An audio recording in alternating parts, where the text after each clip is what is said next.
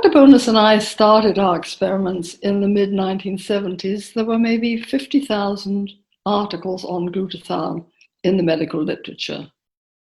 Today, there are at least 3 times that many, the gist of which is summarized elegantly in the new edition of Dr. Gutman's book on glutathione. It's a fabulous book, not only because I saw my name in it, but because it is so readable and comprehensive, and I thoroughly recommend it. Now, back to the 1970s.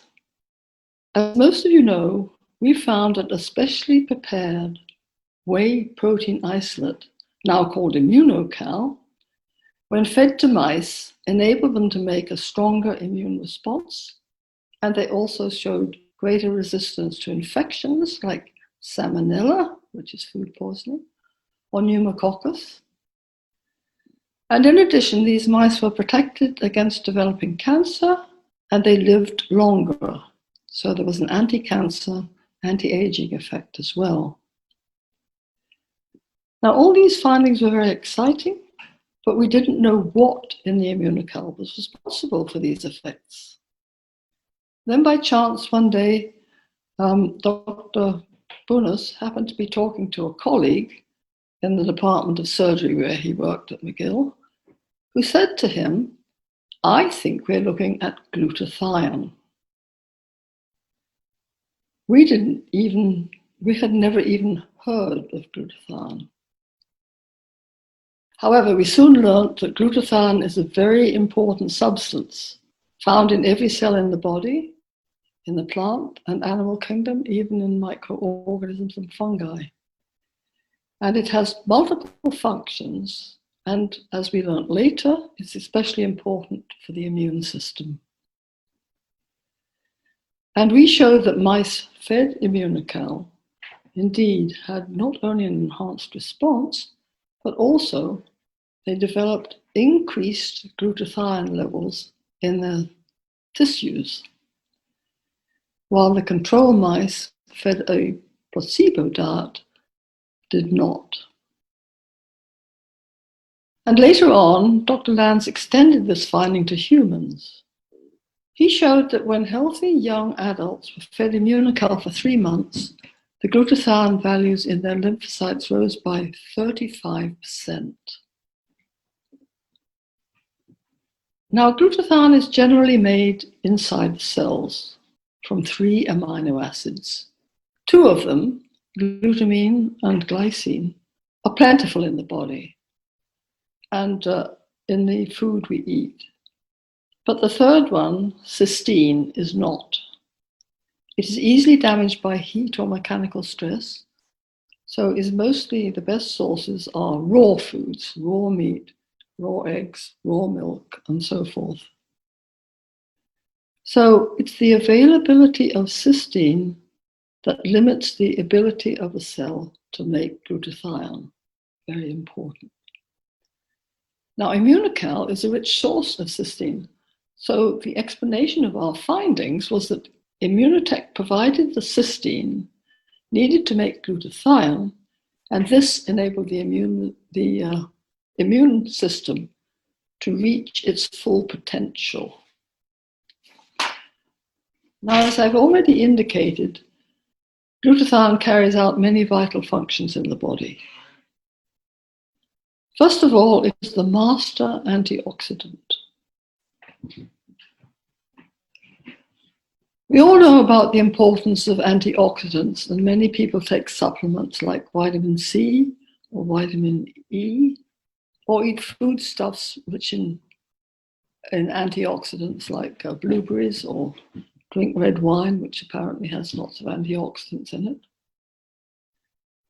But by far the most important antioxidant in the body is glutathione. Now, the reason we need antioxidants is because there are a number of oxidative species continually being produced in the cells, and these are commonly called antioxidants or free radicals. These are highly reactive and will damage a cell component in a matter of microseconds if they're not inactivated by an antioxidant, usually glutathione, which then gets regenerated. So when the number of free radicals is high, and there's not enough glutathione to take care of them, this leads to what we call oxidative stress. The cell functions poorly and may even succumb. You may wonder where these free radicals come from.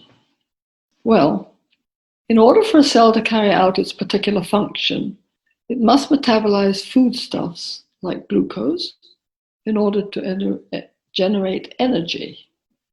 And in doing so, these oxyradicals get spun off, so to speak, as an unwanted side effect. So that is one source. And there are many other sources of free radicals I could mention.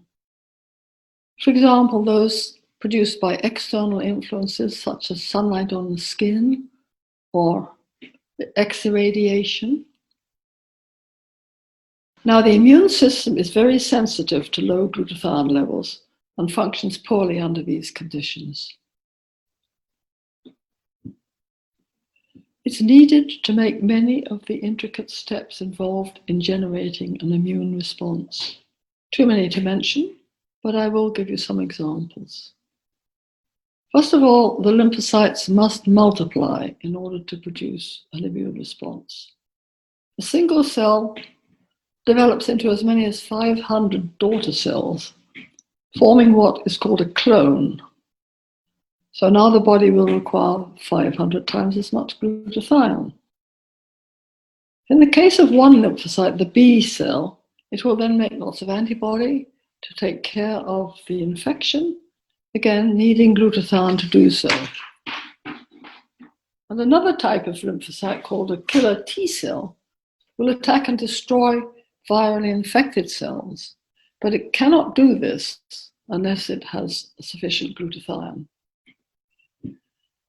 And for any inflammatory condition, whether acute, like an infection, or chronic, like rheumatoid arthritis, there will be many free radicals produced. I have read somewhere that on average, a lymphocyte uses up to half of its glutathione in 5 to 6 hours.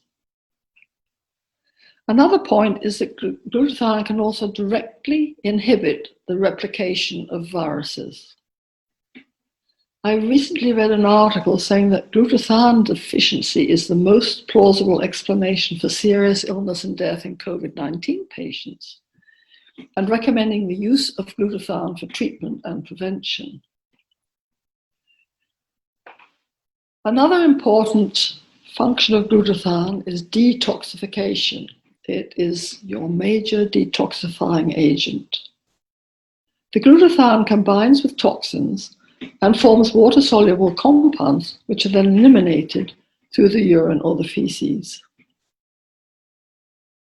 One point I should mention that in this case, the glutathione is not regenerated, but is lost from the body, so there's always a need for replenishment of cysteine to make glutathione, especially if the body is dealing with a toxin like mercury poisoning, for example. Much of the detoxification is carried out in the liver and kidneys, so there's a lot of glutathione found in these organs. And lack of it can lead to poor liver function and damage to cells and organs of the body if the toxins build up in the circulation to a sufficiently large amount. Now, where do these toxins come from? Well, some are acquired from external sources like the air or water pollutants, cigarette smoke, heavy metals like mercury, household cleaners, and so forth, many. Another source is from drugs. Almost all drugs bind to glutathione prior to removal. If you were to take 4 extra strength one day, this would in fact consume up to half the total cysteine that you would normally consume that day. Other toxins are produced by the body, such as hormones, estrogen, and so forth.